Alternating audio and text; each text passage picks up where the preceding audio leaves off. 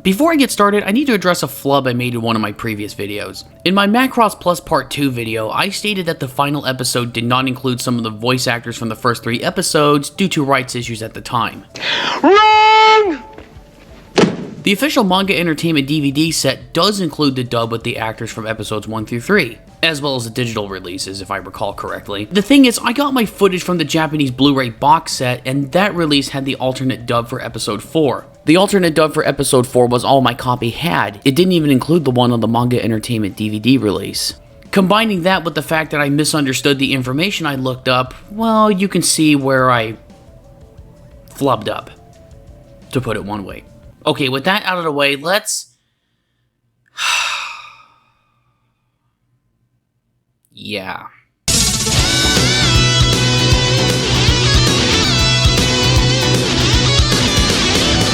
Macross 7 is a 49 episode series. Well, plus 3 if you count the Encore episodes, plus the Galaxy is Calling Me theatrical episode, as well as the 4 episode Dynamite 7 OVA, making it a grand total of 57 episodes. It was directed by Tetsuro Omino and written by Tsukihiro Tomita. Tomita also wrote Do You Remember Love and Macross 2. One is good, the other sucks. And Macross 7 came from a story concept by creator Shoji Kawamori, who also serves as the series supervisor and primary mech designer. And apart from that, I have no behind-the-scenes background details for you. I can't find any, and what I can find is in Japanese, and I can't read it that well yet, so we'll just have to dive right in. Our story takes place in... well, you know what, I'm just gonna have to read you what the intro says. I can't play the whole footage for copyright concerns. I'll show you some images, and I'll read it aloud for you. I will be as dramatic as possible. AD 2009. The human race first encountered an alien race. The space war which followed with this race of giants, known as the Zentradi, nearly devastated the Earth. Nearly?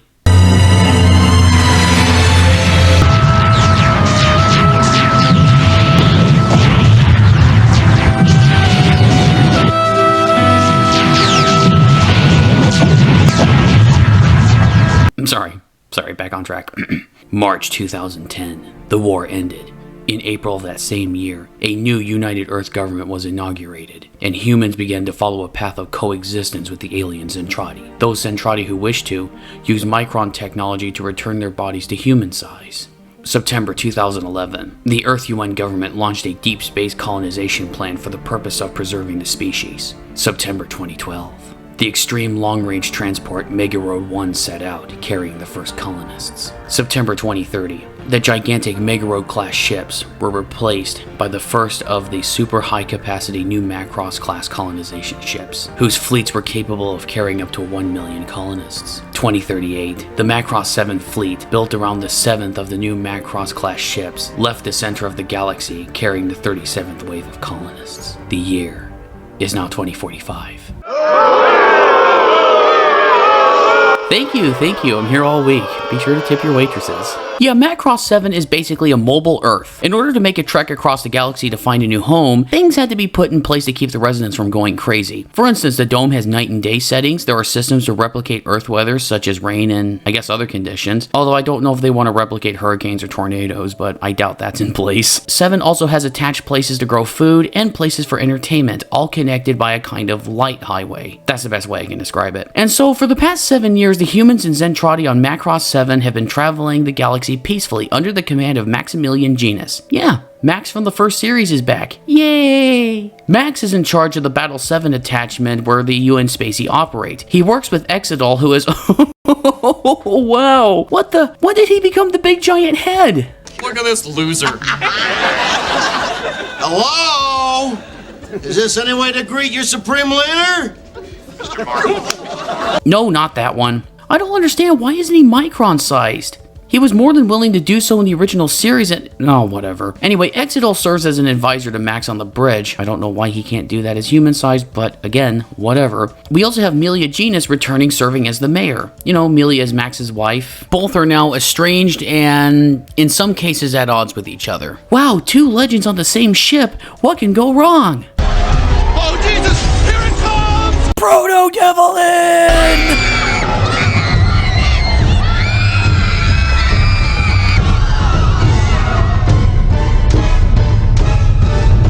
Yeah, the bad guys are pretty lame in this show, I'm not gonna lie. We open up with the band Firebomber setting up for a small concert. Firebomber, by the way, makes up a vast majority of the soundtrack for the show, with stock music from Macross 2 and Macross Plus occasionally playing in the background. I'm not a fan of this decision. I would have liked for the series to have a good background score like the other installments have. Well, you can't have everything, I guess. Anyway, Firebomber is setting up for the concert, but their lead singer is late. 大丈夫？まだ来てないよ。時間だからな。始めるぞ。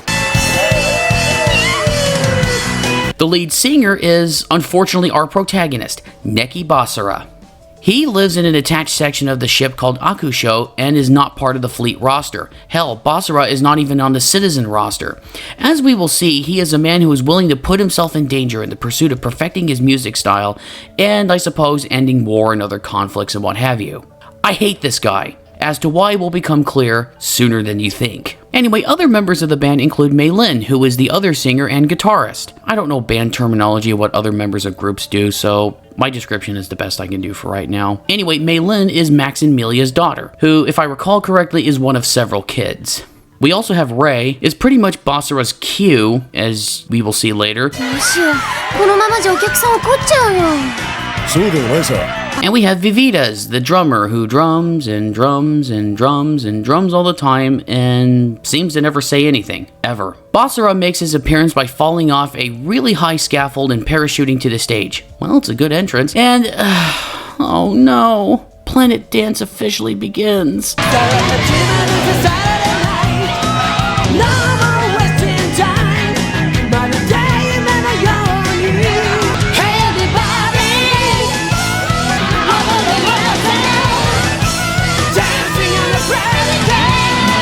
This is my most hated song in all the franchise. Whatever kind of painful metaphor you can put forth as a result of hearing this song, that is the experience of listening to Planet Dance. It's not like it's the worst song ever written or anything like that, but it's just so lame.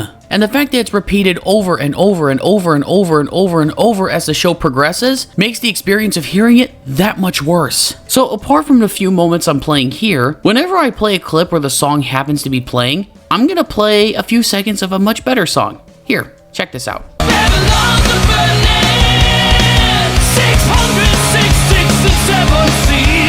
See?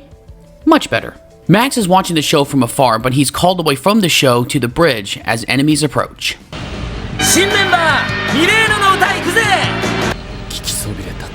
Fighters are launched, and it is here that we are introduced to another character in the show, Gamlin Kizaki of Diamond Force, who takes an interest in Mei Lin, as we will see later.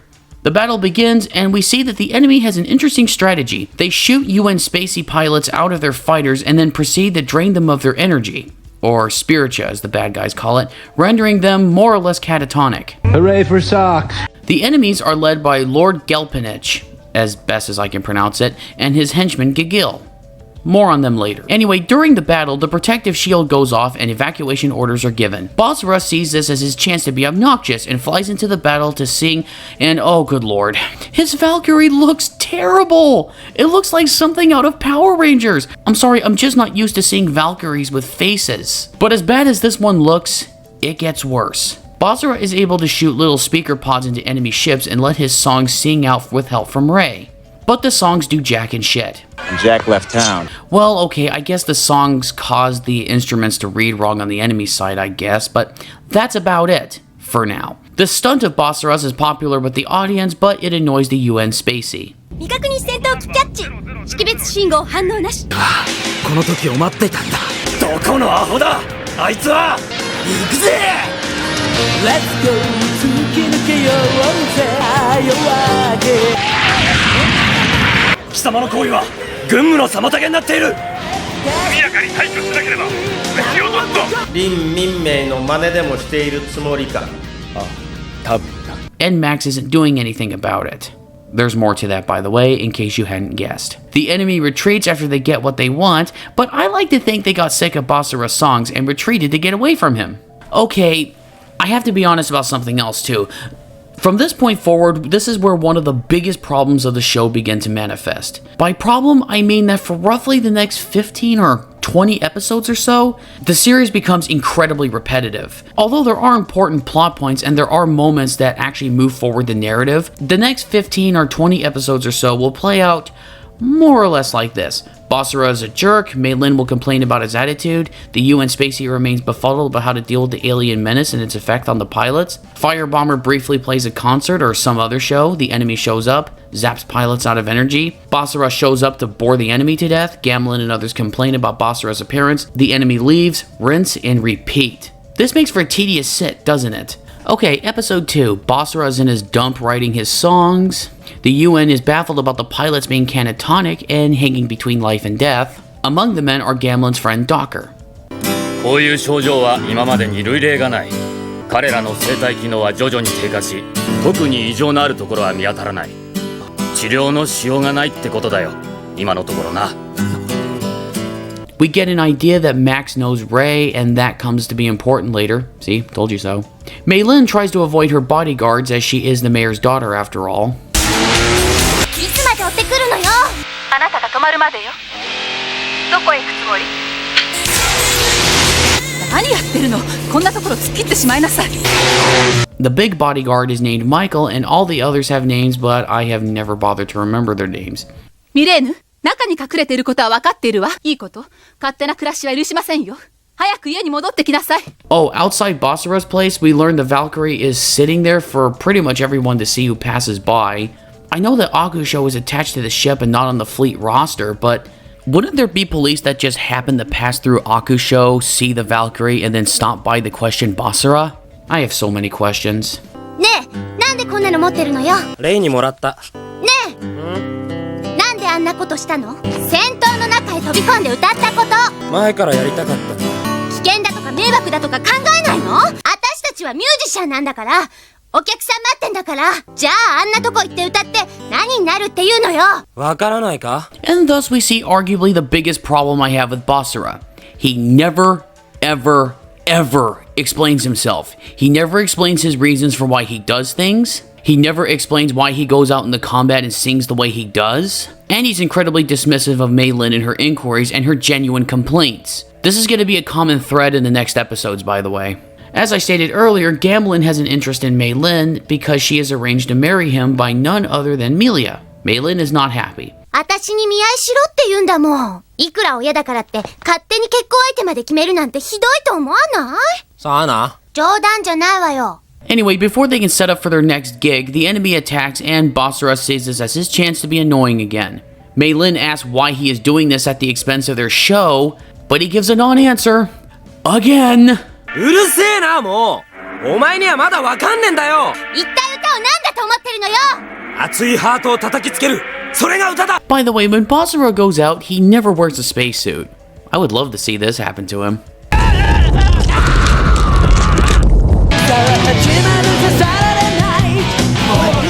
Oh, I almost forgot. Gamlin complains some more about Basara being there. The enemies get what they came for. The enemies go away. Basara returns and gets an earful from Mei Lin. ライブ始まっちゃうよ。行く気ないの？お客さんたち待ってんだよ。時間には戻るって言ったくせに嘘つき嘘つき。うるせえな。行かねえなんて言ってねえだろ。またビヒーダとレイにイントロいつまでもリピートさせる気？まあな。How about I drive my foot into this thing called your ass? In the next episode, Basara has to literally be coerced into going to his next gig. Seriously, this guy must be allergic to success. Okay, granted he's not thrilled with the next show because it requires the use of his Valkyrie for, I don't know, advertising purposes or what have you. But Ray decides to take the Valkyrie to the next show anyway at a club called Supernova, which will help them. Good for you, Ray. Anything to inconvenience Basara. While on his way to the venue, Basara sees a news broadcast of Melia and Max debating the current alien attacks, as well as seeing rival music group fanboys get on the train and, well, tensions rise. マクシミリアン艦長、今まで2回の戦闘は敵異星人との前哨戦と見て問題ないわけですね。1回目の攻撃を受けた時、シティオフィスへの連絡が遅れたのはなぜですか？なんだよ、今日はくだらねえニュースばっかじゃんかったくよ。クイーン&キングのライブでもやれってのよ。民間の方には分かりにくいとは思いますが、軍の規定では。そうだったわね。軍のパパもママも相変わらずね。軍の対応クイーン&キングじゃねえか。さっきからずっと言っている。すべて事実だよ。相変わらず強情ですこと。 Even after getting off the train, the rival bands continue to fight, which leads to Basara trying to diffuse tensions by Singing them one of his own songs? Well, if I were in their shoes, I'd want to pummel Basara as well. They threaten Mei Lin, which leads Basara to kick their asses, which causes him to feel bad about beating them up and blame Mei Lin for it. What a douche! なんてこった。殴っちまった。おめえのせいで殴っちまったじゃねえか。歌を聴かせて感動させなきゃなんねえのに。 Okay, wanting to change people through song and not force is a noble sentiment, but this is Neki Basara we're talking about. I'm still gonna drag him through the dirt. Oh my gosh, I beat those men up and it's all your fault, Mei Lin. It's time to end my life. Too dark? I don't care. It's Basara we're talking about. Get used to that moment, by the way. It's really one of the few times that Basara will actually explain his way of thinking and how he approaches life. I'm not saying that the character has to explain himself every single time with everything, but I don't know, he needs to do it more often for him to be understandable, relatable, likable, right? He is so rude, especially to Mei Lin, and Ray just brushes it off because of his misunderstood genius. No, Ray, you're wrong. They play at a club called Supernova, which is run by this woman, Akiko, who becomes important later. And of course, at the concert, they get heckled by the people Basara beat up.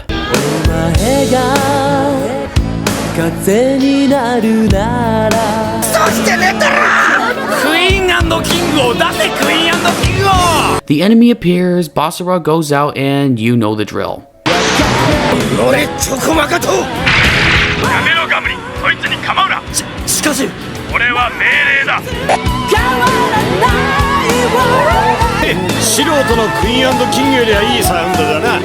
Wow, Basara, you must have hit them really hard on the head. Now, this attack by the enemy isn't just to gather more spiritia.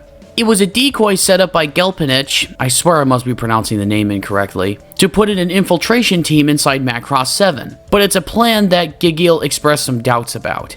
私の策に不満か? Gigil. そうではありませんが。遂行しろ。 And just what kind of infiltration party is this? Vampires.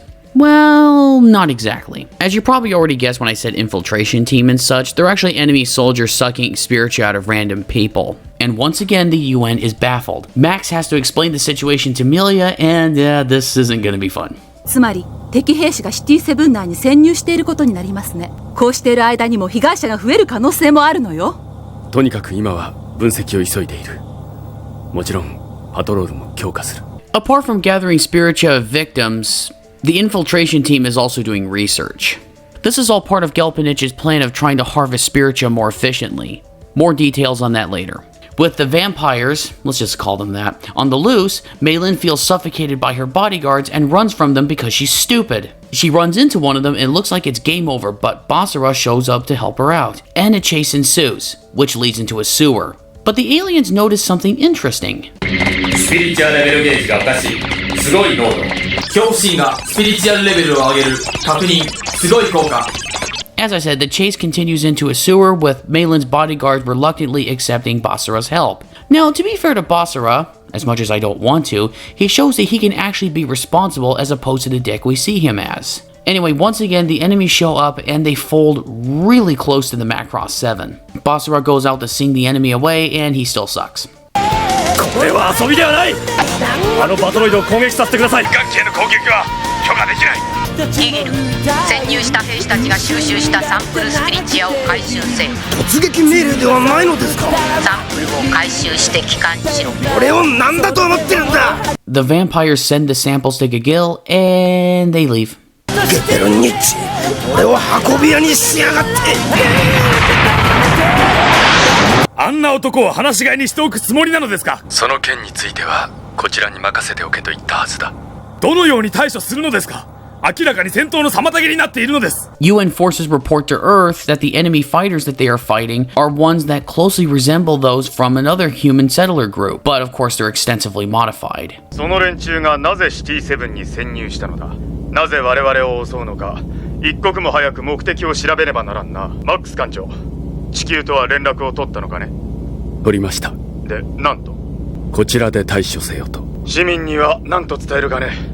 まだ発表は控えた方がいいでしょう。下手な発表は市民をパニックに陥れるだけです。 Basara and Mei Lin get chased back to Basara's place by a biker gang, a female biker gang might I add, because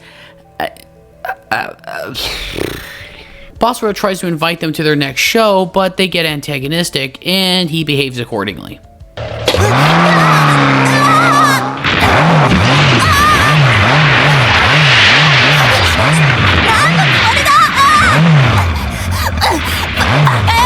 Anyway, the biker gang leader named Rex shows up to break it up at Basara's place, only to show up to cause more trouble at the concert. Well, he did invite them, so... when? The enemy, of course, once again shows up and attacks. Basara launches and impresses the bikers, but this is an instance where people are put into actual danger. Basara, スライダーナンバー52だ。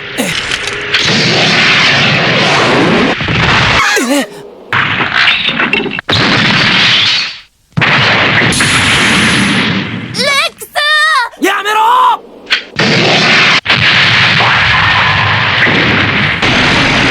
畜生、2度も撃っちまった。 We see later he's very deeply upset about the inclusion of the missiles, which clearly goes against his pacifist principles. I wonder if he even understands at this point that no amount of singing was going to stop the enemy at that time. A little bit of force was necessary. Hey, at least he didn't kill them, so that's a consolation.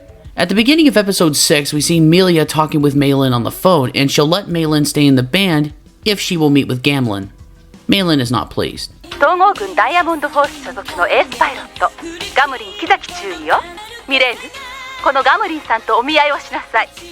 お見合い？ Gamlin tries to do some investigative work on Basara and his mech, but he is blocked from all access. Firebomber has a concert at a location the enemy sneaks into in order to collect a sample from a musician. Gamlin spotted an enemy going to where the concert is, and he goes to look for it there, but while doing so, he spots Basara's Valkyrie. Anyway, during a saxophone performance, the sax player gets drained, causes Basara and Gamlin to conduct a search. どうした？見失った。お前、熱気バサラ。熱気バサラ、貴様に聞きたいことがある。貴様は軍とどういう関係なんだ？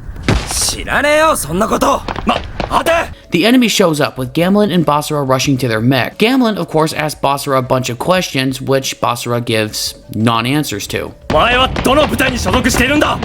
何わけのわからねえこと言ってんだよ。俺は俺の歌に挑戦してるんだ。何わけのわからんこと。 During the battle, the enemy tries to suck the energy out of the escape pods full of people, and Gamlin, doing the right thing, defends the pods, but he gets hurt in the process. Upon seeing that people are in danger again and Gamlin is quite close to death, Basara has no choice but to use the missiles on his Valkyrie again. I understand that using those missiles is kind of a blow to his philosophy, but I think deep down he actually understands that he did the right thing, he just doesn't like using them. And heck, Ray later on tells him to keep the missiles in his Valkyrie just in case. Maylin goes to visit Gamlin in the hospital, but strangely enough, she doesn't mention that she's in the band. あなたの勇敢な姿を拝見させていただきました。今日はお見舞いよと思いまして。あなたみたいな方がなぜあんな船に乗っていたんですか？ほら、学校の課題研究の一つだったので。Oh, I think I should mention that Gamlin is a former student of Melia's, and so I guess Melia thinks that him and Maylin will be a good match? Well, we'll see. In episode 7, Firebomber's next gig is on a resort ship. That could bring in real money. But of course, Basara complains. Why is he our hero again? 来たらますます嫌になった。せっかく私が無理して取ってきた仕事よ。暇つぶしに来てるような奴らに俺のサウンドは似合わねえよ。悠長なこと言ってられる立場なの？ He also displayed some really shameful behavior at the location. He plays his songs real quick in order to leave faster, even though there are paying customers watching this thing and they're getting some real money. ノリが悪くて弾きまくってたのは客が悪いんだろ？ファイヤーはあんたのためのバンドじゃないのよ。じゃあなんだよ。みんなのためのバンドでしょ。 At the resort ship, Maylin meets with Gamlin. Both end up talking about Basara without the other person really understanding who they're talking about. 大変なんでしょ、パイロットって。いや、特に、ただ、最近戦闘中邪魔が入ることがありましたね。戦闘中ですか？ええ、バカにしているというか、冗談じゃありません。そうですよね。冗談じゃないですよね。ええ、そうですよ。痛い目に遭わせるべきです。そういうのはむちゃくちゃにやっちゃうべきです。ギタンギタンに。過激だな、ミレーヌさんは。An enemy attack then happens which causes damage to the resort, causing the whole place to go into a deep freeze. People have to evacuate, but Basara and Maylin are separated from other people and they are trapped in a really cold place. and they continue to bicker. そもそもこんなとこに来なきゃ平気だったんだ。私のせいだって言うわけ？何よもう、文句ばっかり言って。せっかく取ってきた仕事なのに、せっかくのライブめちゃくちゃにして。客のノリが悪くったって、俺は思いっきり歌えたからな。自分さえ良けりゃ人のことなんか全然考えようともしないんだから。喧嘩なんかしてる場合じゃないみたい。Basara then decides to sing to keep his mind off the cold. I guess that's not a bad strategy, except for this song! さあ始まるぜサラダナイト Against the ninja We will fight the battle to win Against the ninja Meilin struggles in the cold, which leads to Basara claiming a vent to go get his Valkyrie to save both their skins. He makes it just in time before Meilin gets any real damage from the cold. Anyway, with the battle over, one that Basara didn't have to participate in, wow.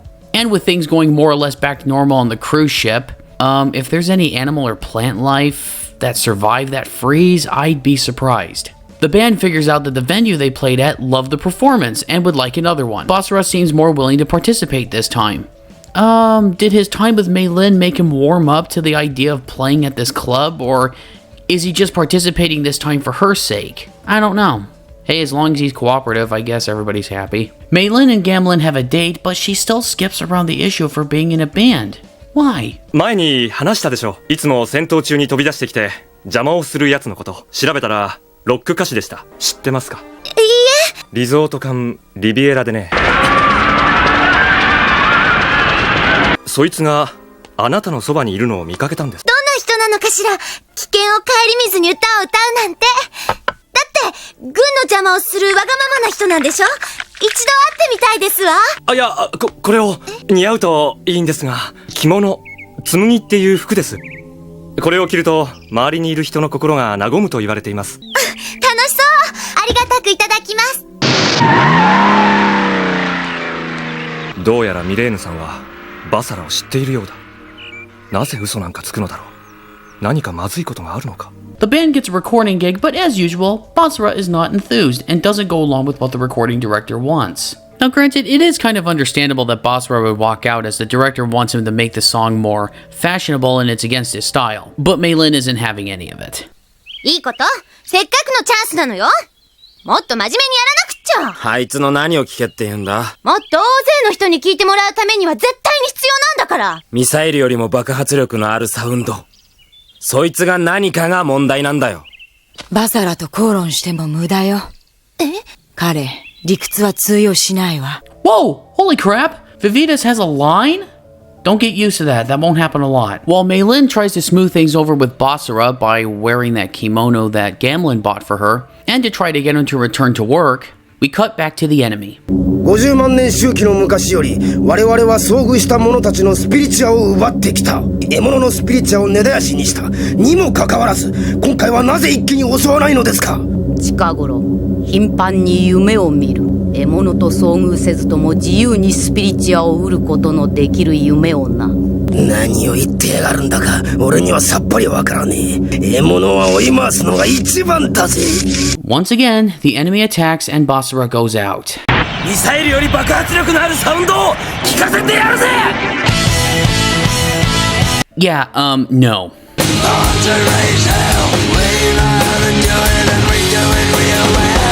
But it turns out that Basara's performance out in space was recorded, but the director doesn't want to use it. So Akiko picks it up. Firebomber makes their debut single, and it starts out in 194th place. Meilin isn't happy. 先週195位。先々週初登場で196位。いいじゃねえか。1位ずつ上がってんなら。Basara and Meilin get into a fight over how to perform a song, which causes Meilin to quit. This makes Ray quite angry. 俺励ましたんだけど分かんなかったかな。それで何人のメンバーを辞めさせたと思ってるんだ。早く行って連れ戻してこい。 Meanwhile, the enemy wants to conduct an experiment to see if one can recover spiritua on their own because, well, Gelpinich wants to do the spiritua farm. This plan involves a singer named Alice Holiday who has lost the motivation to continue singing and evades her agents or bodyguards, whoever they are, to get away. She runs into Meilin, gives her a lift, and they talk. でも歌えないなんて。ダメなのよ。自分が一番よく知ってるの。そんなことないです。絶対。私、アリスさんみたいな歌手になろうと思ってロック始めたんです。アリスさんの歌い方ってすっごく好きです。それから人の気も知らないでズケズケ勝手なことを言うやつ。腹立ちますよね。歌いたい歌にハートを込められないやつと。それってあなたのこと？素敵な悩みだわ。羨ましい。The vampires suck the energy out of Alice and she becomes more morose. 私、なんだか本当にどうでもいいわ。While Alice's bodyguards, Mei Lin's bodyguards, and Firebomber all work to try to find Mei Lin and Alice, the enemy shows up and... Sounds like steam escaping. This is getting tiresome, isn't it? I know. Basara tries to chase them away with his singing.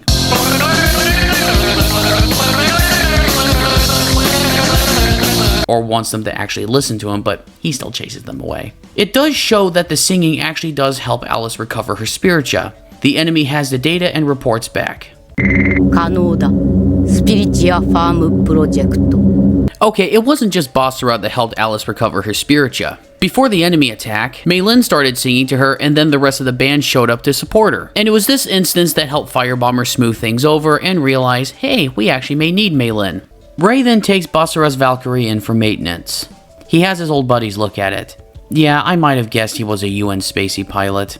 But if he's not in the UN Spacey, then how does he still have access to all this stuff? Well, I guess the answer for that is he appears to be in good company with Max, who is letting Basara do what he wants on the battlefield in order to see if music can have the effect on an enemy. You know, much like Min Mei did in the old days. And again, Gamelin is refused access from seeing the Valkyrie or getting any information on it. Akiko gets Firebomber a concert for some industry people, I think they're industry people, where of course the vampires show up to disrupt things. Before they disrupt the concert, they notice that the music playing helps raise people's spiritia. While chasing away the bad guys, Ray has some sort of PTSD, gets hurt, and winds up in the hospital. During Ray's time at the hospital, the enemy shows up and Basara needs his Valkyrie. Ray disobeys Doctor's orders to get the Valkyrie for Basara as Ray is needed to retrieve it. The task is understandably quite a chore for Ray. Now we get some much needed background character for this guy. Ray was once a UN Spacey pilot, as I've already stated, but lost his buddy Steven in battle, so he quit and vowed never to fight again. Akiko was Steven's girlfriend, and I guess Ray decided to look after her. The whole situation was hard on him, but Ray discovered Basara and his music, and it gave Ray a new purpose. Wait, really? You seriously looked at this guy and said, hey, I like this guy's music. This gives me a new lease on life. Well, whatever works, I guess. Basara gets the Valkyrie, he goes out to deal with the enemy, and well, Ray nearly dies in the van. He does get back to the hospital with much scolding from the doctor. Some time passes and Mei Lin gets the role as Min Mei in a TV special. This is a big chance for the band as the songs will be part of the special. Basara is also wanted to play Hikaru, but he doesn't want any part of it. でもさ、やっぱりやりたいんだよね。やりたいって言ってねえぞ。だっていつもだったらもっとムスッとしちゃってやらねえとかわめいてるじゃん。本当はやりたいんでしょ。素直じゃないな。光る。Anyway, Mayor Melia is involved and so is Captain Max, even though they don't appear like they want to be. Anyway, since Basara doesn't want to play the role of Hikaru, he gets replaced. Although I could accuse him of looking a gift horse in the mouth, I do understand why he wouldn't want to participate in what looks to be a military recruitment video. Max and Melia discuss what they know and don't know about the enemy and talk about why they're even doing this video in the first place. あなた私がどんな思いでこのビデオの出演を決めたか。それは私も同じだ。軍やシティオフィスへの批判をはぐらかすために私たちの伝説的な物語を作るなんて。私も反対したのだがな。それで軍やシティオフィスへの批判が交わせるほどどうも嫌な予感がする。何か今までにないことが起こりそうな。During a recording session, Mei Lin asks her mother why her and her father have broken up, if they actually have at all. パパったらどうしてこんな美人と別れたの？私たち別れてないわよ。パパもママも立場上いろいろあるのよ。だから世間にはまだ秘密なの。その代わり見張りつけるのやめてよ。Anyway, back to the replacement actor. He immediately moves in on Mei Lin and even tries to take her to a love hotel to, well, you know, bone her. Basara figures out where the creep was taking her and goes to help her out. And it's a good thing too, because a vampire shows up and drains the creep of his spiritia.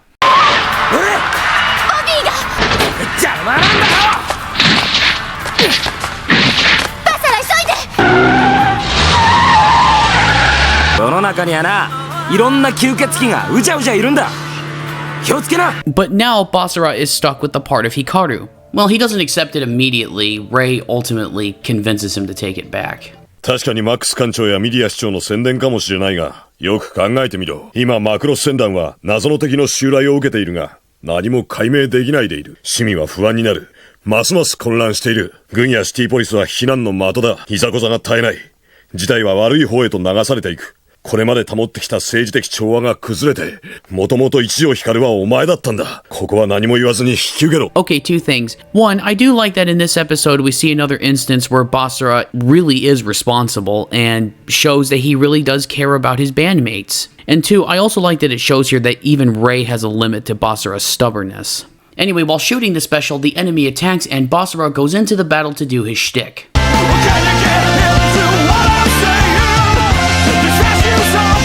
Well, it's an effective way to promote the band, I'll say that. Gamblin hears Maylin's voice with Basara's, and that annoys him. 分かったような気がする。林民名の物語って作られた伝説よ。時が過ぎていくうちに誇張されただけのおとぎ話なのよ。今作っているドラマのようにね。Anyway, back to Gamblin. Maylin is on a date with him again, and... Oh, yeah, I forgot to bring this up. Maylin has a pet hairball, literally, named Guvava, who, up until this point, has done absolutely nothing. Well, he does something in this episode, but you'll see what it is. Where did this thing come from again? パパからもらったんです。プキラセス星系の惑星のお土産で。She once again avoids the subject about singing in the band. After stating her dress, Maylin goes to the bathroom to clean up and gets kidnapped. Melia is understandably furious, but Maylin isn't the only one as she's one of 20 people abducted by the enemy. Firebomber goes to look for her, and at some point they follow Guvava as it knows where she is via some mental link crap, I don't know. After discovering the band looking for Maylin in a massive storage facility, Gamblin finally discovers that she's part of Firebomber. Seriously, what was the problem with telling Gamblin again? Was it that Maylin was embarrassed to bring that up to a serious military man? I'm pretty sure in real life that if military men were to date pop stars or rock stars or what have you, they would kind of become celebrities as well by default. I don't know how that works. Anyway, the band sets up equipment to sing a song to find Maylin by having Guvava pick up her voice somehow, and of course Planet Dance is sung, as that is only one of 2 songs they seem to ever sing! Friends through eternity, loyalty, honesty will stay together. Friends forever will be together. We're up top 'cause we play to win.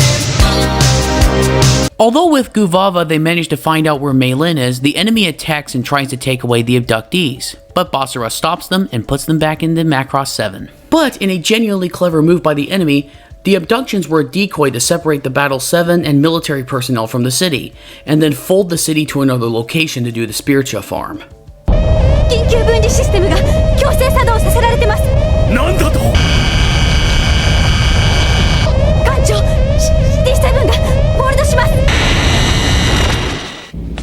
The ship gets folded to a location undesired by the enemy due to the limitations of the human fold system, and thus begins another tedious series of episodes where our heroes chase away the enemy works to fold the city to the desired spot, and the military plays catch up. And during this time, Basara still more or less remains the same. ライブってのはな、呼ばれてハイハイ言って簡単にできるもんじゃねえんだよ。悪条件でもいい仕事をする。それがファイヤーボンバーでしょ？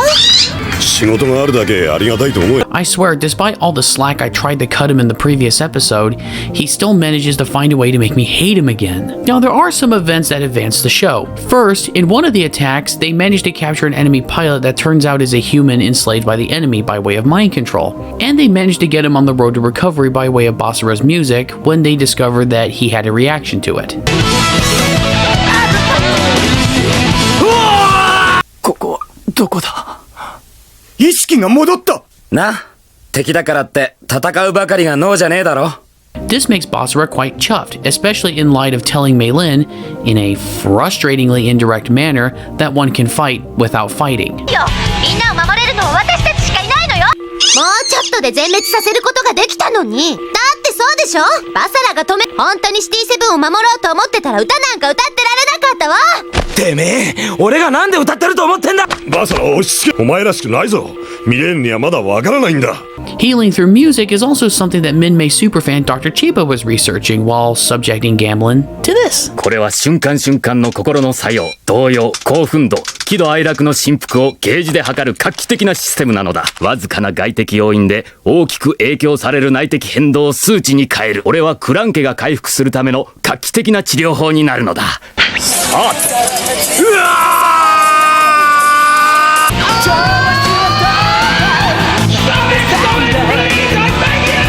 In fact, even Ray is researching it. Seriously, is there anybody not researching this?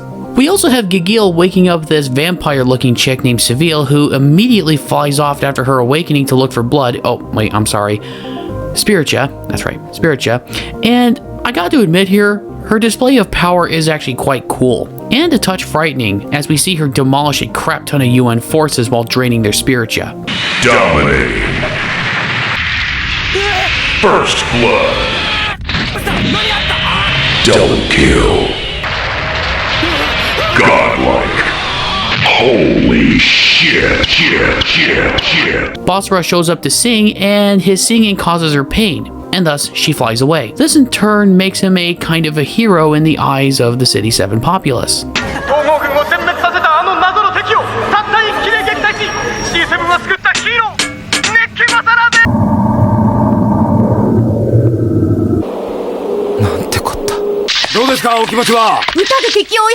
Although Seville is wanted by both Gigil and Gelpinich, boy, these are odd names, to do stuff to advance the Spiritja farm, she's solely interested in finding Basara, who she calls the Anima Spiritja.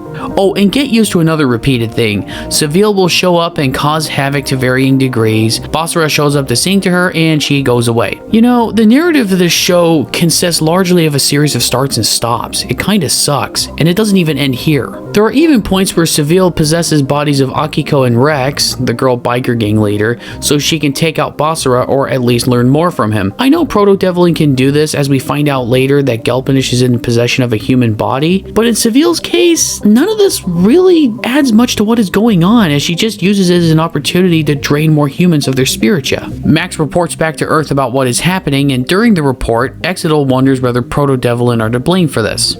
More on that later. I also like how Melia really takes charge and does everything she can to defend the city, even going out to sortie when needed. But she's also quite a bitch to Max, as if things are easy on his end. But to his credit, he patiently bears it, as she's probably under a crap ton of stress too. Some of this probably shows when she goes out to sortie and is a touch rusty, to where Gamlin, her former student, has to help her out. Battle 7 is eventually reunited with City 7 when Dr. Chiba is able to find the city through music.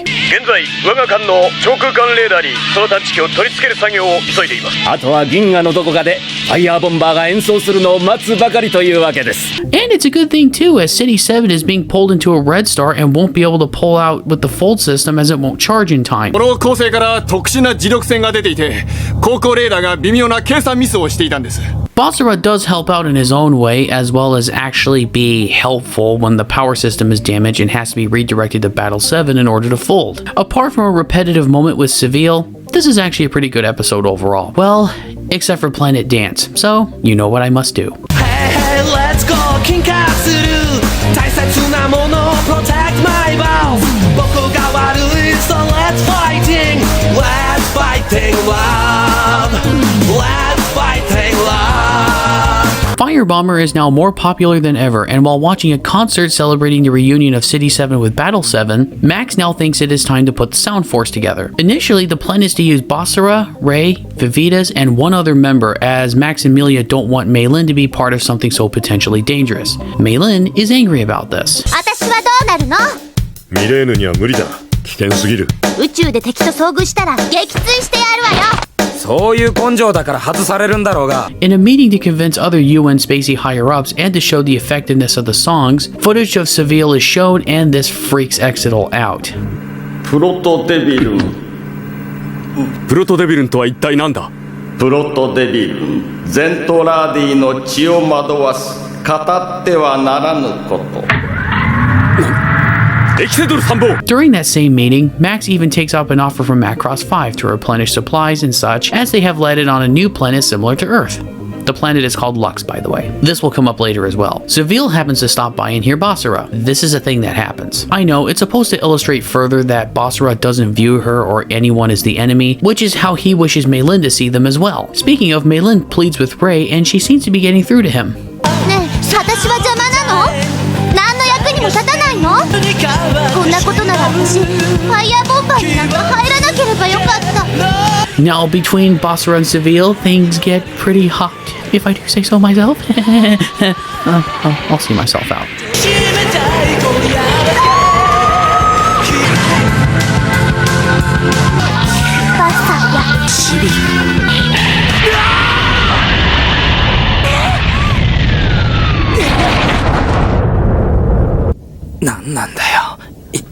The enemy infiltrates, and this proves to be Maylin's chance to prove herself. She rides with Basara in his injured state, and they prove to be effective together. 撃つな、ミサイルなんてくだらねえぜ。ほっとくつもり？みんながやられてんのよ。だからお前はサウンドフォースのメンバーから外されるんだよ。勝ったわよ。やってやる。Yeah, I don't think so. Don't start a band. Oh yeah, yeah, yeah. 'Cause you won't get paid. And you won't get laid. Ray ultimately decides to let Maylin be part of it. They are inaugurated in as part of Sound Force and... oh, jeez. Look, I'm sorry, the Valkyries for Sound Force just look stupid. Especially the one that Maylin is using. Look at this. They're just not what I think of when I think of mechs and Macross. Look, I know that as the franchise progressed, there are some that look kind of radical in their design, but at least they look like they belong in Macross. The Sound Force Valkyries look like something you'd see in Power Rangers.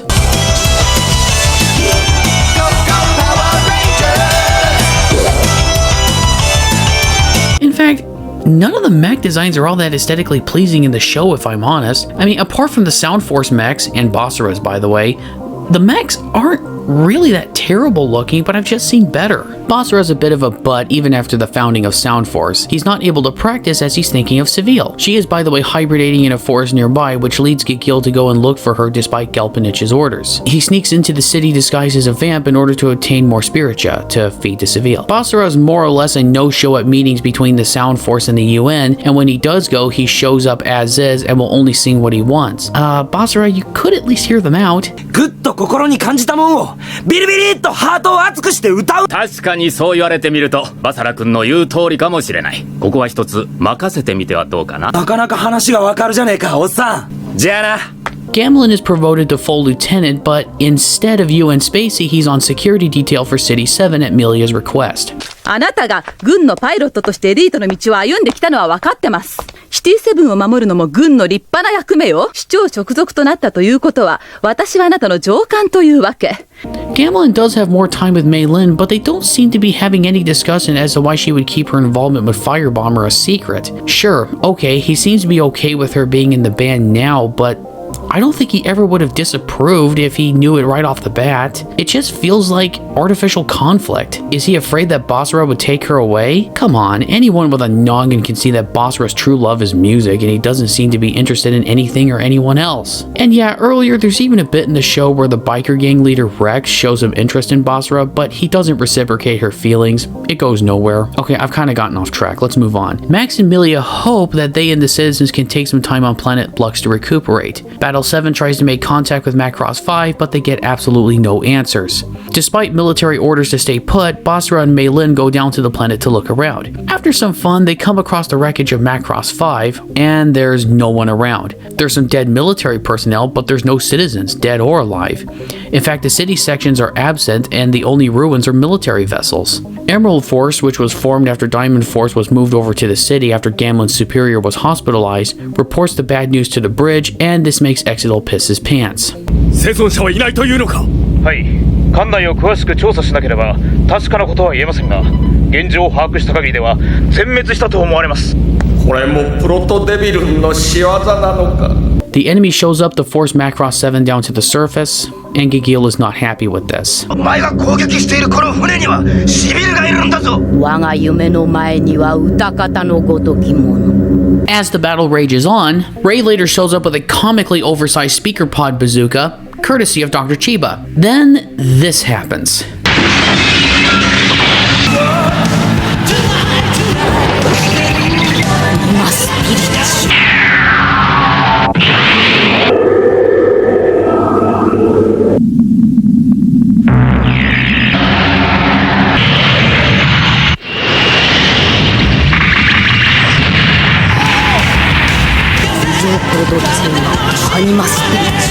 After Macross 7 has landed on the planet and a little bit of time has passed, I assume, Dr. Chiba explains the sound energy system and the Ghostbusters like backpacks. バサラ君たちの歌には計り知れないエネルギーがある。その歌エネルギーを光や時空を揺るがすパワーに変換するシステムなのです。今こそ歌エネルギーで銀河の歴史を変えるのです。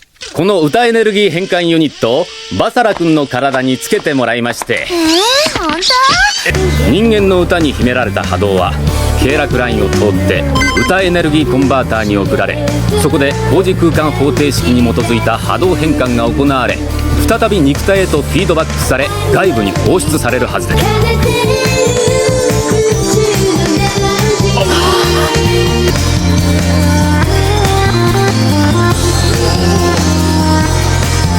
It yields good results, but Basara has to be a killjoy. Okay, to be fair, in the last battle, it caused Basara to temporarily lose his voice, and he's feeling a bit out of place. Mei Lin tries to pick up the slack, but gets tired easily. The UN interrogates the poor human slave pilot guy. He relates that during a recon mission, on this planet by the way, the one where the enemy is at, they discovered what looked like ruins. その時、大きな影が。それはおそらくプロトデビルンわずか1体が我らゼントラーディ1個艦隊を全滅させた。1個艦隊ではなくゼントラーディ1部隊の間違いでは。いや、艦隊用だ。Meanwhile, on the other side of the galaxy, a creature named Grabiel awakens and makes quick work of the investigative team sent to the enemy planet. Grabiel lands and opens a can of whip-ass, taking out a ton of red shirts. Upon seeing that Basara isn't able to sing at the moment, Mei Lin tries to go sing and... boy, this creature looks stupid. It looks like if the Chojin from Urotsukidoji got a makeover to be on Power Rangers, you know, but with a lot less tentacle rape. Just as it's about to chomp down on Mei Lin, Basara helps out, and thanks to Mei Lin magically healing Basara's voice, okay. Alright, I'll be fair, it is somewhat foreshadowed that Mei Lin could possibly do this because in an earlier concert before Gabriel showed up, they showed off the sound technology and this happened.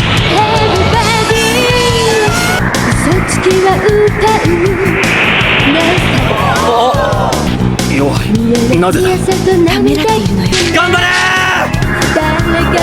ー。ピンクだ。ラブハート。紫。何の思いでしょう。乙女心は複雑なのよ。Okay, I don't know if that's effective foreshadowing, but it's the best explanation I can come up with. Foreshadowed or not, using the sound wave thing to repair Basara's voice just feels like they pulled it out of their ass. Anyway, getting back on track, the tech is a success.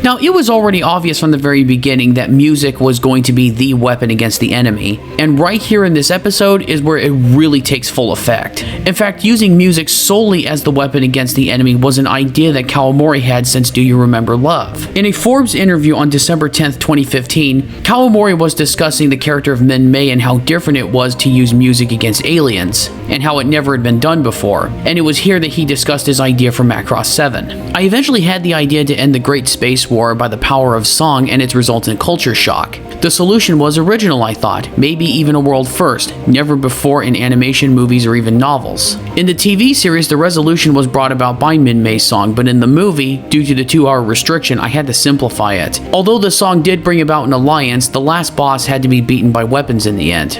That ending I regret. Badolza was defeated with weapons as well in the TV series, but okay.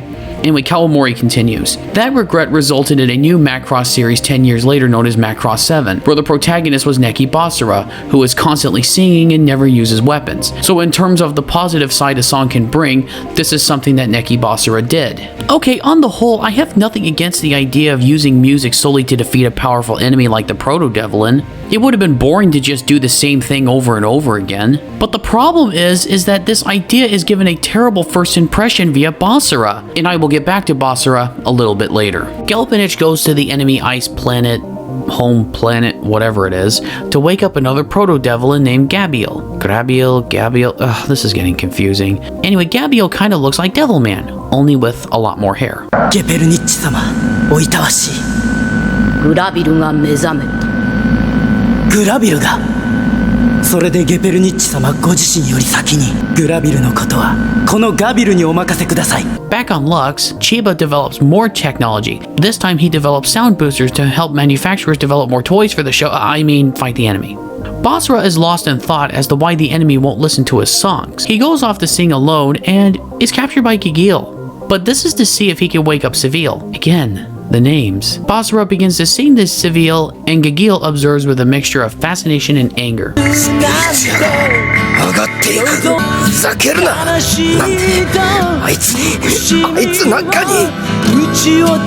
Anyway, Grabiel and Gabriel, you know what, I'm just gonna call them the twins just for my sake, are reunited and they launch an attack and easily wipe out a fleet of red shirts. As the sound boosters need about 100,000 Chiba units in order to work, yes, that's a real thing, they quickly realize they need Basara. He shows up and sings, but he's frustrated because no one is listening to his songs and the fighting isn't stopping. It also seems to me that he's frustrated that the enemy seems to be in pain whenever he sings, which is the opposite of what he's going for.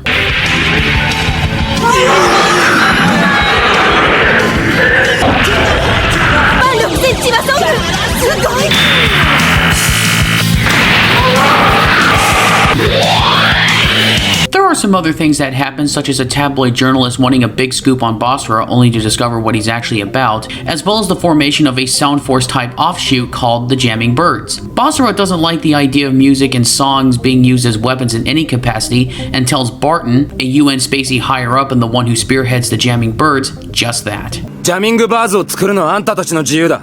勝手にやんな。俺には何の関係もねえよ。Heck, Dr. Chiba doesn't even think the Jamming Birds are ready, and by the time of their first battle, he is correct, and thus the Sound Force has to save the day. But let's get to episode 33, where Basara is in a quandary. なんで俺が歌を歌うのか考えてもみなかったんだけど、その答えが見つかりそうなんだ。多分、そうなんだろうな。それを見てみたいんだ。そりゃ楽しみだな。Meilin has been following him for the past several episodes and has had no luck in finding him, and is now just seeing what he has been doing.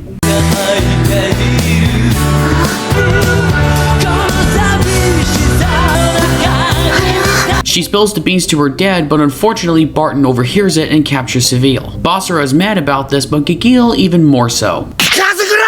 こいつがどうなってもいいのか。ミレイノはこのことに無関係なんだ。こいつが殺されたくなかったら死ぬのところへ連れて行け。 Basara goes with Gigil to break out Seville, as he has to play along if he wants to make sure Meilin is okay. 返してあげれ。こいつがどうなってもいいのか。統合軍としては簡単に捕虜を渡すべきではないと。やっと敵の正体をつかめる手がかりができたのです。多少の犠牲は致し方ないかと。今捕虜の場所を教える。 Combined with Basara's singing as well as some additional spiritia, Seville escapes with Gigil in pursuit. With some additional help from Gamlin and Melia, Basara is able to get away. And I do mean get away, as when Meilin goes to look for him, he's cleared out. 練習場に置いてあった。水をやってくれって書き置きと一緒に。バサラは私のこと怒って、それで出て行っちゃったんだ。あいつは自分のことで出かけたのさ。なぜ歌うのか。それを知りたがっていた。いずれ戻ってくるさ。Let me ask you guys a question. Have you ever had an experience where you're watching something and you didn't like it the first time, but you revisit it later and it actually surprises you on how good it actually is? I, for one, have had that experience plenty of times, as well as the opposite experience. On the whole, I would say that 75 to 80% of the time, my initial reaction to a movie or a show or a book is usually the one that sticks. It is only sometimes that my opinion changes on a second or maybe a third look. I was hoping that my opinion would somewhat change on Macross 7. I was in college when I watched this the first time and I was somewhat distracted, and thus I never felt I got a full grasp of what was happening. So when I rewatched it for this video series, I was hoping I could find good things to say about it. Given that I'm a big fan of the franchise, and yeah, that did not happen. Remember what I said in my first video that Macross 7 is one of the biggest mixed bags I've ever seen, or at least in the description in the video? I was wrong. Despite my best efforts in the first 2 parts to find some good things, especially in the worst protagonist of the franchise, Neki Basara, Macross 7 is a piece of...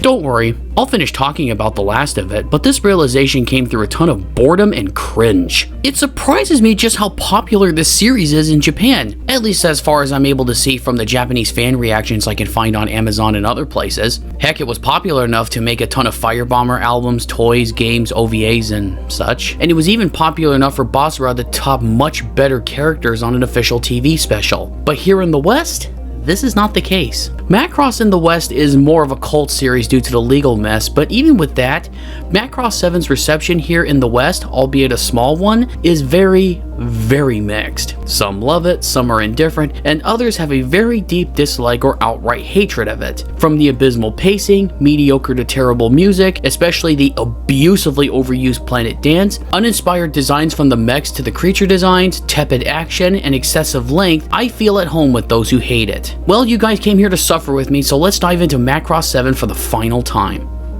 At least until I get to Macross FB7 later, but still. We pick up with Basara wandering in the wilderness in search for the reason as to why he sings. Firebomber still has to throw concerts with him gone, and they clearly miss him.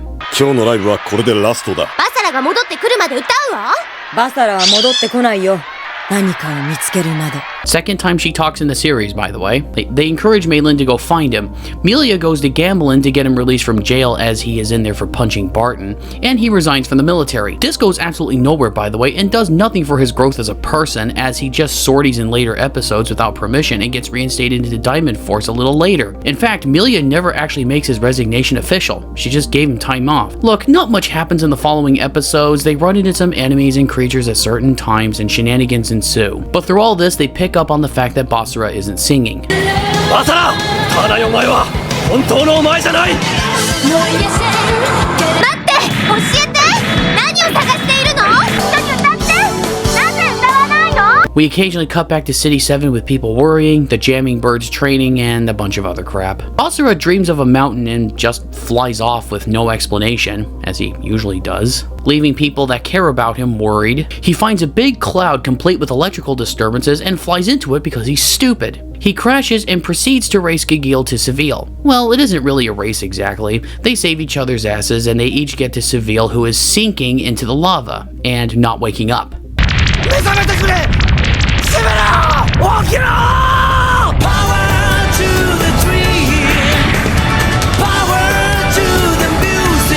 When Basara finally sings, he is not only found by Gamlin and Maylin thanks to Dr. Chiba's soundwave tech, but it also raises the protoculture ruins from the ocean. Cool. But before Gamlin and Maylin can be reunited with Basara, Seville takes Basara and Gingil off to a space tour of the galaxy. I'm not kidding, they just fly around and Basara thinks it's cool. This is gonna be cool.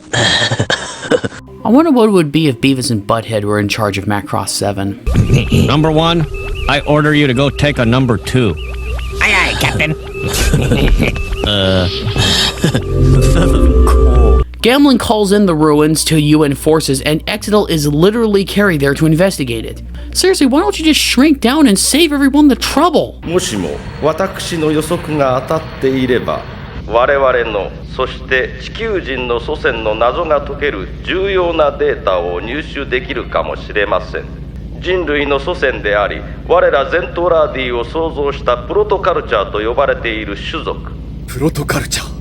They explore the ruins, and admittedly there is some interesting stuff here. I got the following summary from the Macross wiki, but it summarizes everything, with some extra bits, in a much clearer manner than I could. Hundreds of thousands of years ago, the stellar republic of the humanoid alien race known as the Protoculture controlled much of the Milky Way galaxy. They genetically created giant humanoid warriors known as the Zentradi, and manipulated Earth's native life to shape the evolution of what would become humanity. However, internal divisions and conflicts within the stellar republic led to a project to create a race even more advanced than the Zentradi to fight the ongoing wars. These beings, dubbed the Eviel series of warriors, were initially unsuccessful due to the high energy requirements. Nevertheless, the project was reopened upon the discovery of a sub-universe containing abundant energy. However, experiments to develop organs capable of utilizing this energy inadvertently allowed non-corporeal beings within the sub-universe to cross into our own universe. These beings possessed the Eviel entities and used them to wreak havoc. The Protoculture called these beings in their new form the Proto-Devilin. The Proto-Devlin realized they could not remain in our universe indefinitely, as they required an energy called spiritia to remain active. However, they quickly learned that the protoculture, Zentradi, and other humanoids generated this energy and began conquering large portions of the galaxy, feeding on spiritia wherever they went, and brainwashing captured humanoids into a massive fighting force called the Supervision Army. The Proto-Devlin drained so much spiritia from the galaxy that they almost created a spiritia black hole, into which the spiritia of all forms of life would drain inexorably, turning the cosmos into a lifeless void. However, before this could happen, they were defeated and driven back by a special group of protoculture people, the Anima Spiritia, who possessed a form of spiritia too pure for the Proto-Devlin to absorb. Overwhelmed and immobilized, the alien creatures were imprisoned within massive crystals beneath the surface of the ice planet. Wary of the return of their fearsome enemies,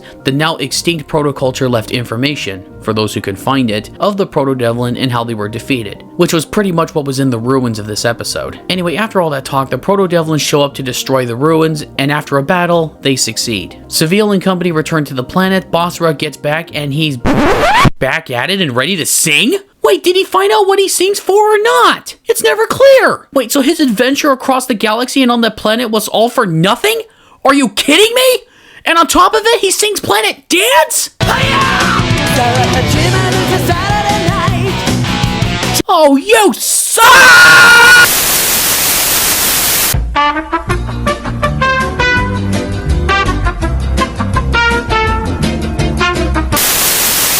Okay. I'm calm. But right now, I guess I need to go on a bit of a detour and discuss why Basara is such a terrible protagonist and the worst protagonist in the franchise so far. Basara was the creation of Shoji Kawamori, who clearly wanted to do something different with his protagonists.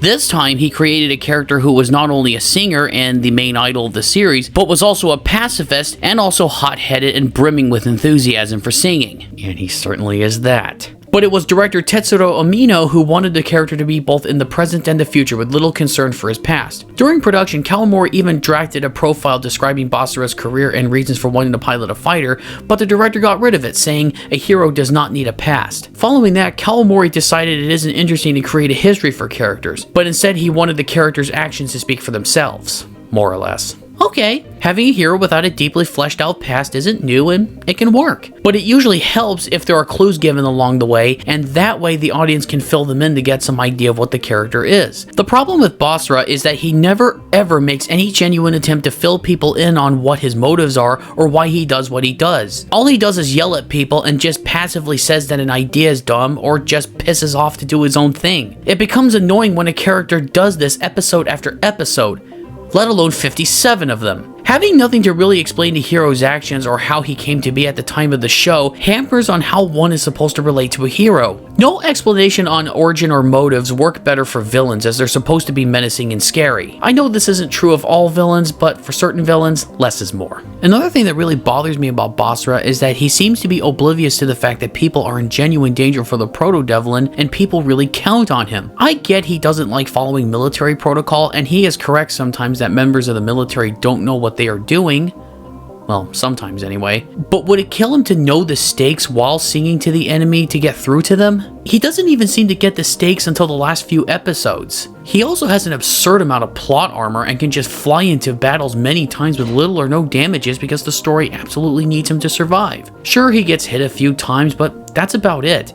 He's never in any genuine danger, and if he isn't, then really no one else is, as, again, so many people count on him. And to top it off, he's an asshole 24/7. I stuck up for this character at the beginning and tried to find some good things about him, but I ran out of patience. Sure, he had his good moments sprinkled here and there, but they're so few and far between that I stopped caring. If a black hole were to suddenly open up in the space-time continuum, swallow him whole, leaving Mei Lin to be the protagonist and the next Anima Spiritia, I would applaud because she's somebody I could possibly root for. Basara makes me so angry, but he's really the only character worth discussing in any real depth because he's so terrible. There's really nothing to say about anyone else here because everyone else is so mundane and their struggles are... what struggles? The drama is non-existent and inconsequential due to the pacing and repetitive nature of events. You know, something dumb goes on, there's a concert, there's a battle, Basara sings the enemy away, rinse and repeat. No one, and I mean no one except Seville, Gagil, and Gamlin show any growth in any way in this show. Do I care about the relationship between Maylin and Gamlin, and am I interested in who Maylin will choose in the end?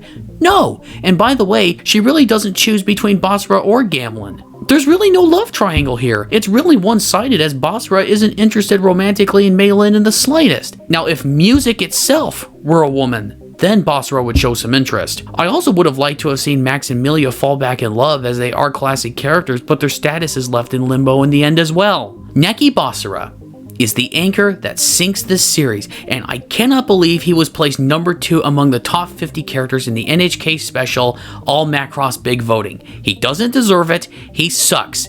Now do you see? Do you see? Let me show you.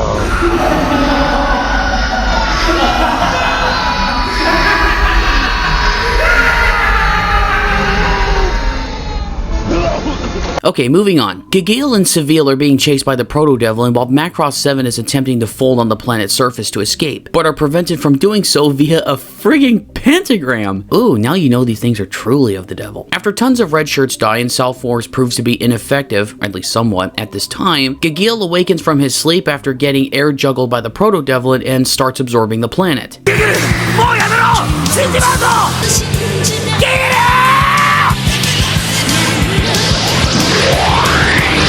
This gives a chance for Macross 7 to escape, but leaves Seville among the ruins. There are other things that happen, like wanting to capture a Proto-Devlin, which goes nowhere, Maylin dealing with a young fan, and Barton wanting to do a surprise attack on the Proto-Devlin, which you know is doomed to fail. But eventually Max does receive a transmission from Earth ordering the destruction of the Proto-Devlin homeworld with nukes, but simulations show little chance for success. This leads Max to believe that 7 is an experiment against the Proto-Devlin and more or less an abandoned fleet in the eyes of the UN. He takes up command of a small elite force to launch a surprise attack despite his reservations. Firebomber goes along as well, without Maylin at first, but she insists on tagging along later, and everyone is given time to say their goodbyes and such. They have a birthday party complete with planet dance.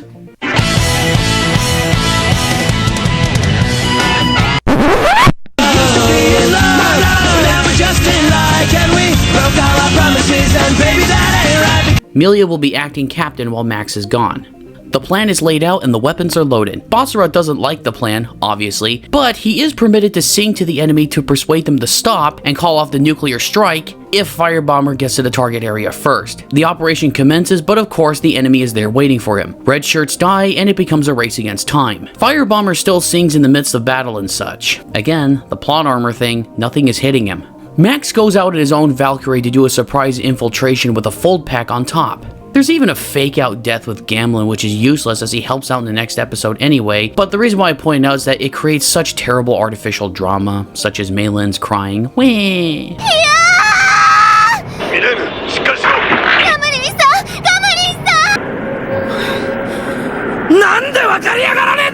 Max successfully launches the nukes and he orders his men out, but Gelpinich just does this. Tactical nuke incoming! Oh shit.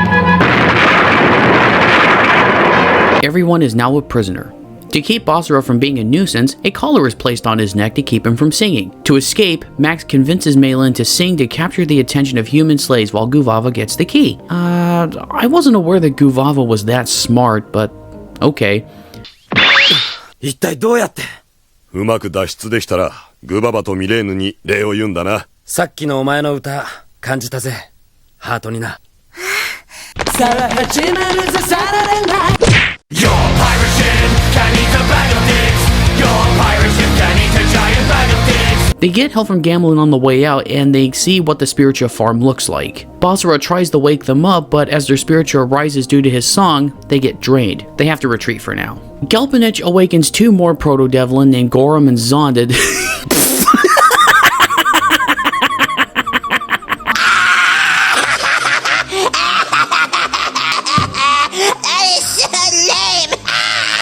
The Proto-Devlins show up and you know the drill. But they do bring the Macross 5 residents, you know the people in the farm here, and every time Basara sings to the Proto-Devlin, they drain the Spiritua.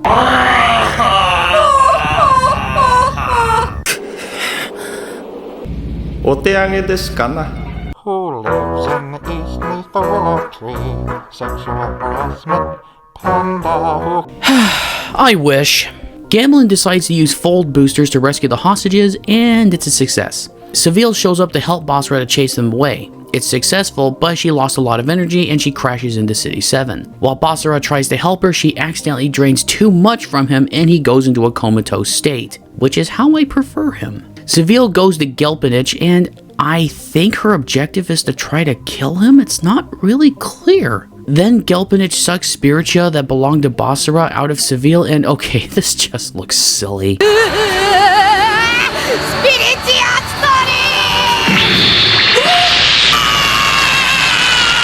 He then becomes a Spiritia black hole, which is again capable of draining all Spiritia in the universe. During the discussion of the situation, Chiba presents the Soundbuster to combat the Proto-Devlin and hopefully seal them away. The battles go on and they fire the Buster with Maylin's help, but it actually makes things worse as Gelpinich goes out of control. He begins to indiscriminately absorb Spiritia from everyone and everything.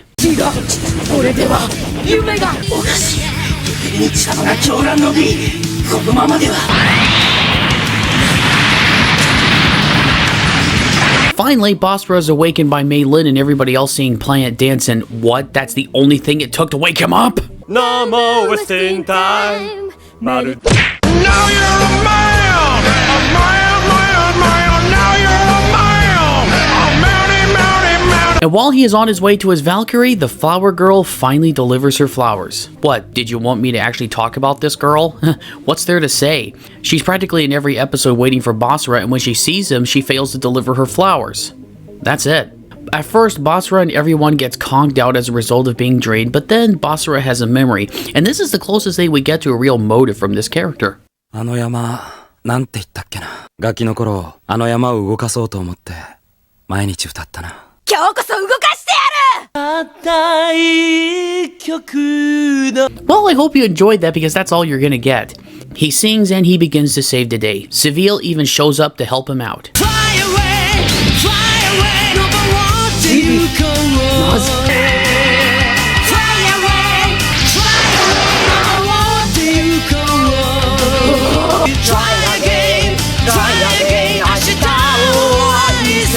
Gelpinich is defeated, but rather than being killed or whatnot, he takes on a new form. He realizes that he and the other Proto-Devlin can create Spiritia themselves, and they just go somewhere else.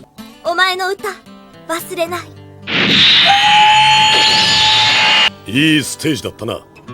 銀河が歌ってるぜ。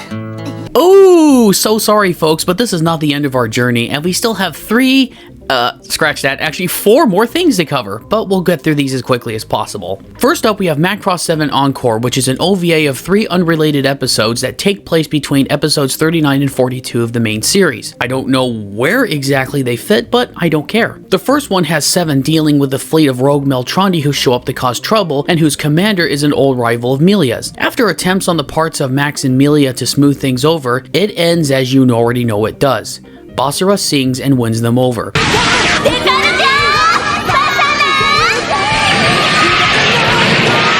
I do have to say that this episode represents a missed opportunity. This would have been a great episode and onward towards the end of the main series where the Meltrandi show up to cause trouble, the Proto-Devlin show up, and both sides have to work together and pool their resources. The second episode deals with the people of Macross 7 watching a documentary on how Firebomber was formed. It pretty much goes like this. Ray loses his friend in the military, he leaves and he gets hammered. He then finds a starving Basara and is touched by his music, and they stick together through both good and bad times. There are some interesting things like a baker who likes Basara's music and gives him free bread as a reward, which he then shares with Vivitas, who started off as a knife thrower who joins the band later. This whole thing is rather uneventful. We don't get anything else about Basara, let's just move on. The third episode covers Melia thinking she's dying as a result of her micronization. She tells Mei Lin to get married and behaves strangely in other ways, but it turns out she had a cold.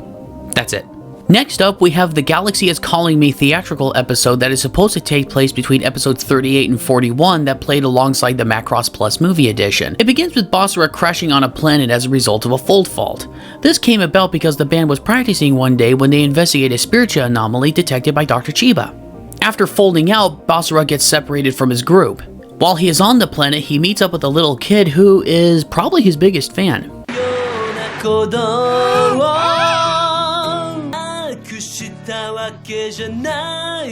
He learns that there's a giant monster causing disturbances there, so he and the little kid go to investigate. Boy, I hope Basara got permission. After some time, we see a Meltrandi vessel and a well-animated chase ensues. The chase ends and singing commences.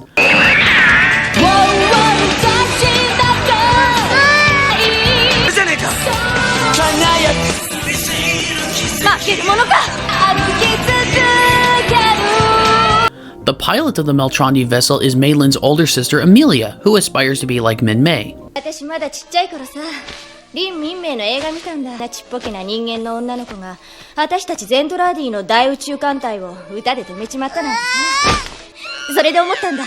私は絶対ミンメイに負けないぐらいのすっごい歌手になるんだって。お前の歌グッときたぜ。俺のハートによ。それでいいじゃねえか。ハートに？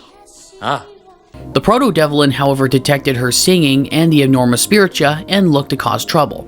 They melt the surrounding snow and ice, causing a flood threatening the town. Sound Force arrives to lend a hand, and Amelia leads the Gabain Proto-Devlin called Nader Balgo, I think that's how you pronounce it, I can't really remember, through a mountain area to redirect the water.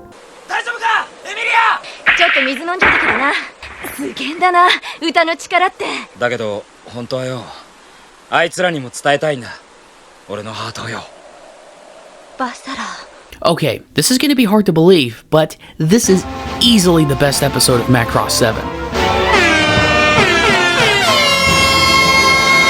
I know that's not saying much, but hear me out. I like this one because Basara is an actual human being who seeks to inspire someone to actually sing without being brash or annoying. He shows actual concern for other people, especially towards the child in his care, and dare I say it, he's actually likable. The animation is better than anything we've seen so far too.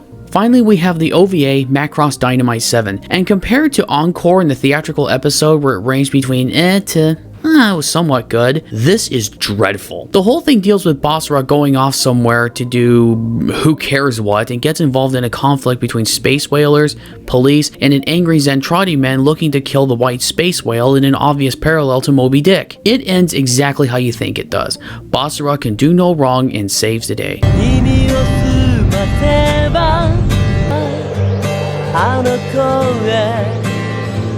You know, I know this isn't Planet Dance, but I gotta play this right here.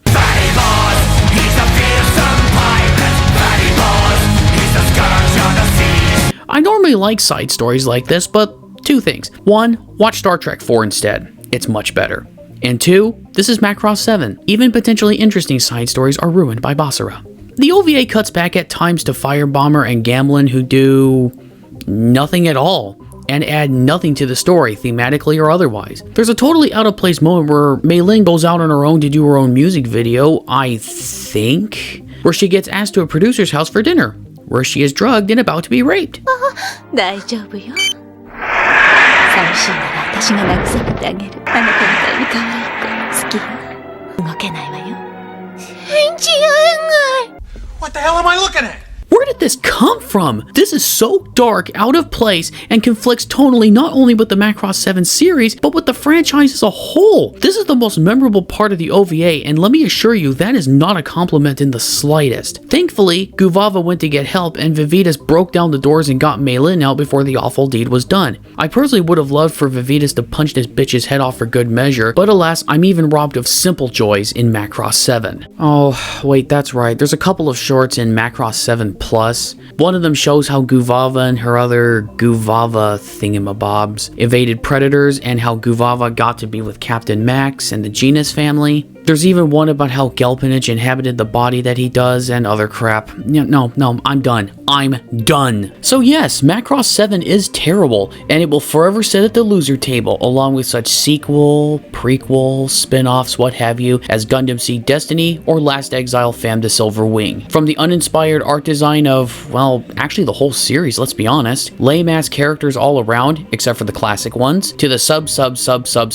soundtrack and a host of other reasons, I can say with a surety that the grass will be greener on the other side when covering Macross from this point forward.